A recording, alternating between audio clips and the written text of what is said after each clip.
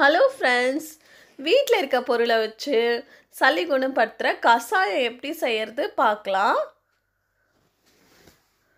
ஒரு பேனில் தண்ணி நல்லா கொதித்த பிறகு ஒரு துண்டு இஞ்சி,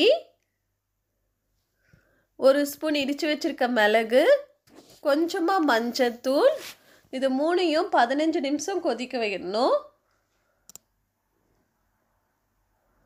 கடைசியாக வெல்லம் போட்டு வெல்லம் கரையிற அளவுக்கு கொஞ்ச நேரம் கொதிக்க வச்சுட்டு ஆஃப் பண்ணிட்ட பிறகு பாருங்கள், கஷாயம் ரெடி ஆயிடுச்சு. இதை குடிச்சிங்கன்னா சளி சரியாயிடும். நன்றி.